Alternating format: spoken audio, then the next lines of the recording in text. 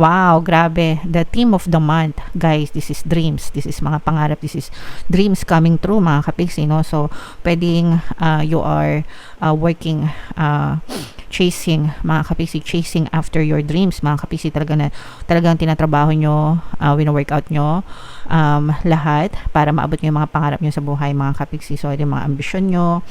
Yeah, so just keep on dreaming, guys, no? And keep on manifesting for your dreams. Dreams come true, guys. As in, ang dami ko nang na-manifest. Even mga...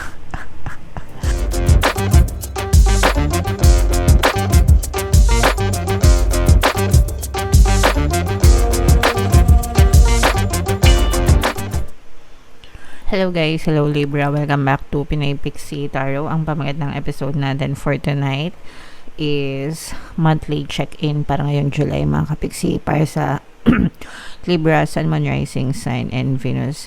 So, unahin natin tong deck na to, guys. Tingnan natin yung mga mensahe sa inyo, or mga angel messages for you, Libra.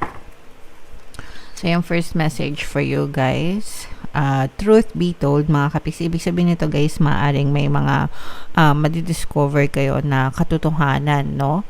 Sa paligid nyo, pwedeng sa isang tao, sa isang sitwasyon, sa isang bagay, mga kapiksi, mahayag sa inyo, malalaman nyo yung mga totoong intention ng mga tao sa paligid nyo, pwedeng malaman nyo kung sino yung mga kakampi nyo or kung sino yung mga nang babacksab sa inyo, mga kapiksi, o kaya naman maaari kayong may mga malaman na other kind of information, mga kapiksi, whether positive ito or negative, mga kapiksi.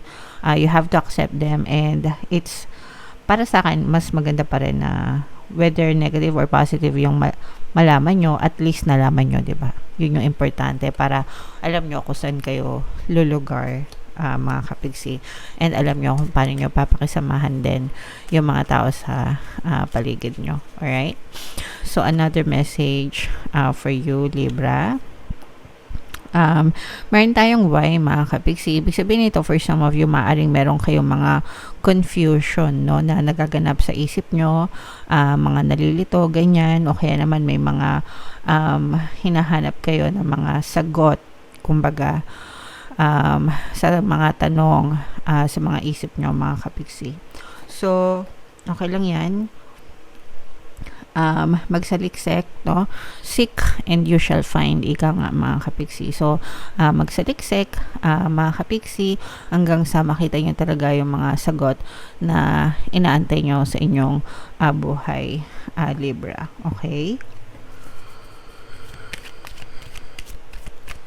And another message for you, Libra, is meron tayong, wow, no place like home. Ito ay self-love, mga kapiksi, no? This is like taking care of yourself the way you would take care of your home, diba? So, yung bahay natin, doon tayo tumatahan, no? At the end of the day, doon tayo nagre-retire, mga kapiksi. So, syempre, ikaw, ayaw mo naman uuwi sa magulong bahay, maingay na bahay, maduming bahay, diba? Cluttered na bahay, makalat na bahay. So, yun yung ibig sabihin nun, yun yung mga kanagahan. Ayaw mo ng kanigahan sa buhay mo. Gusto mo ng positive, gusto mo malinis na bahay, mabangong bahay, peaceful na bahay, tahimik na bahay, diba? So, ganun mo din itatrato yung sarili mo, mga kapiksi. Kung paano mo gustong maging maganda, maayos, kaya-aya, malinis, mabango yung tahanan mo, dapat ganun mo din tinatrato yung sarili mo. So, alagaan mo yung sarili mo, patahimikin mo yung sarili mo, magkaroon ka ng peace of mind, always mag-invest sa mga positive thoughts and positive emotions. Mga kapiksi, take care of yourself, guys, okay? So, this is about self-love, mga kapiksi. Alright? So, comment down below. If naka-resonate kayo dyan, tingnan natin yung ganap sa inyo, Libra. Shuffle ko to, guys. Habang sinashuffle ko to, panoorin nyo muna yung video natin regarding sa ating paano mag-manifest ng abundance video course.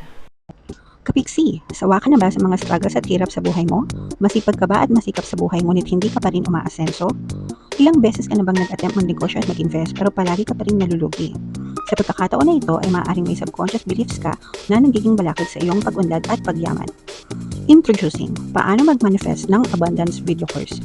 Dito ay matututunan mong ma-overcome ang mga balakid mo para tuluyan ka ng umunlad, umasenso, sumagana, maging matagumpay, successful at maswerte sa iyong kabuhayan, pera, trabaho, negosyo, salapi at kaperahan ng bonggang-bongga. Dali, mag-send na ng email sa pinoypixie@gmail.com at simulan na ang iyong pagyaman ngayon. Alright, so sa lahat ng gusto mag-avail ng course guys, naka-flash sa screen nyo. Una, meron tayong paano mag-manifest ng abundance video course. Meron din tayong paano mawala ang third party at magkaroon ng harmonious na relationship. And meron din tayong paano pabalikin si ex-revised breakup. So sa mga interesado guys, mag-send lang kayo ng email sa pinoypixie@gmail.com. So Libra guys, kayo ay represent ng Father of Swords sa ating spread mga kapiksi ko. Ano lang yung makaresonate sa inyo guys, take that message kasi hindi naman lahat ng mensahe ay magre-resonate sa inyo. So, yung current self nyo, mga kapiksi, this is an earth sign, energy, Capricorn, Taurus, Virgo. For some of you, you may be dealing with an earth sign or you may have an earth element sa inyong natal chart. Pero ito guys, ang focus ng attention nyo is more on money, more on kaperahan, more on yung mga ambition nyo, mga material things, mga kapiksi. So, doon nakafocus yung attention nyo right now, ngayong buwan ng July mga kapiksi, no? Kumaga parang mas nakafocus kayo sa inyong pangkabuhayan showcase mga kapiksi. Wow, grabe. The theme of the month, guys, this is dreams. This is mga pangarap. This is dreams coming true mga kapiksi, no? So, pwedeng you are working chasing mga kapiksi, chasing after your dreams mga kapiksi, talagang tinatrabaho nyo, wino-workout nyo lahat para maabot nyo yung mga pangarap nyo sa buhay mga kapiksi. So ito yung mga ambisyon nyo, yeah, so just keep on dreaming guys, no, and keep on manifesting for your dreams. Dreams come true guys, as in ang dami ko nang na-manifest, even mga mga international artists mga kapiksi, okay. Talagang na-manifest ko siya. So, gusto ko lang i-share sa inyo para malaman nyo na walang imposible mga kapiksi.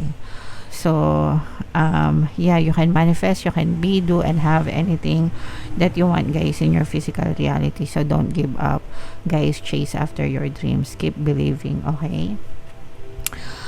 Key goal na gusto nyong i-pursue mga kapiksi, this is more on karma. Guys, no, you will reap what you sow, no? Ibabalik sa yung universe kung ano yung binibigay mo sa buhay mga kapiksi. So if you are doing good things, good intentions mga kapiksi, definitely ibabalik sa yung universe yung mga good karma na deserve mo.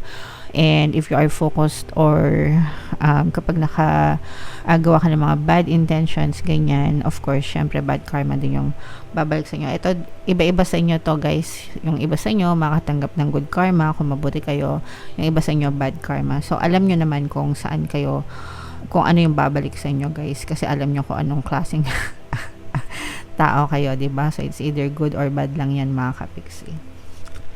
And yung mga obstacles na kailangan nyong i-overcome guys, wag kayong mawala ng pag-asa. Wag nyong masyadong gawing mataas yung mga wag sa isip nyo, no? Don't make it na parang sobrang taas ng pangarap nyo na hindi nyo siya maabot. No mga kapiksi, kahit na gaano kataas yung pangarap mo, you can be, do, and have anything that you want. Walang imposible guys, as in, walang imposible.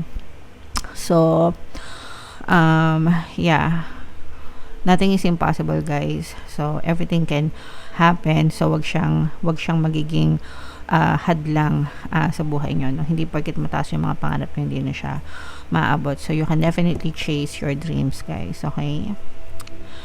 And eto guys, major accomplishment nyo, this is self-love too, no? Self-love. So major accomplishment nyo talaga guys is self-love, Libra, ngayong buwan ng July. So ibig sabihin ito guys, parang you are coming into a realization na parang ngayon mo lang nare-realize kung gaano ka-importante, mas nakakapagbigay ka na ng oras sa sarili mo, mas nakakapag-focus ka na sa sarili mo right now. Mga kapiksi, siguro compared before na parang hindi mo masyadong inaasikaso yung sarili mo or parang tinitake for granted mo na yung sarili mo. Pero this time, no, talagang nakafocus ka sa mga sarili mo, sa sarili mong ambisyon, sa sarili mong mga pangarap. So, yeah. And what to avoid, yung mga kailangan nating iwasan natin maging gastador mga kapiksi, no? tipid-tipid muna guys. Ito yung reminder, ito yung paalala mga kapiksi, no, na parang sinasabi dito guys na habang maiksi ang kumot, magtiis mamaluktot mga kapiksi. Pag mahaba na at malapad, tsaka mag-unat-unat guys.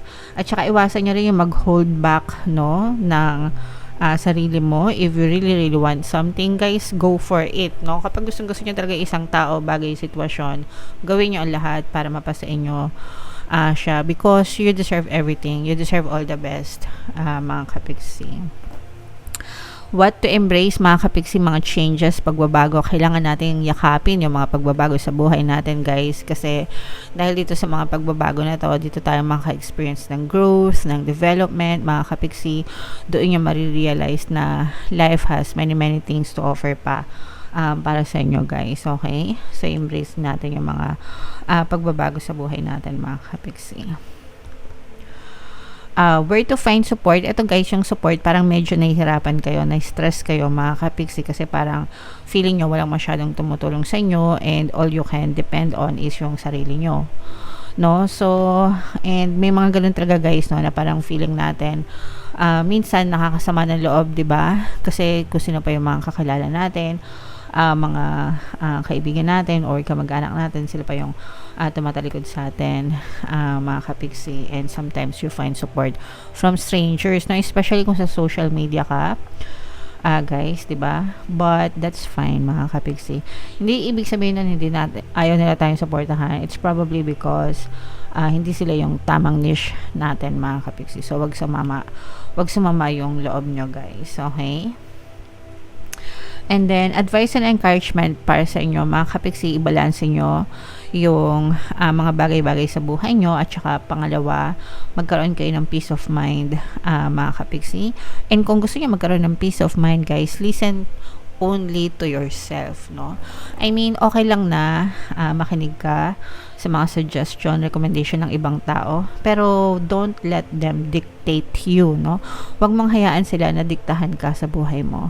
It's your life, it's your responsibility. Ikaw ang may final call, may final shot sa buhay mo, 'di ba? So, yeah, para magkaroon ka ng peace of mind, listen more to yourself, guys. Okay? So, ito guys, i-main-main nyo na tong mga pangarap na to, mga kapiksi, no? Mga pangarap na to, itong mga changes na to, itong mga good karma na to, mga kapiksi, yan. I-main-main nyo na yan, guys, sa comment section niya, yung mga positive energy na nakita natin para sa inyo, Libra, okay? Alright, so comment down below if feeling nyo naka-resonate kayo, and for more tarot readings, guys, ito yung playlist nyo. Ito naman yung ating success stories ng paano mag-manifest ng abundance video course. Click here to subscribe, guys. Ito yung ating mga pampaswerte subliminals. Thank you for liking, sharing, and subscribing mga kapiksi. See you next time. I love you all. Have a nice day. Bye-bye.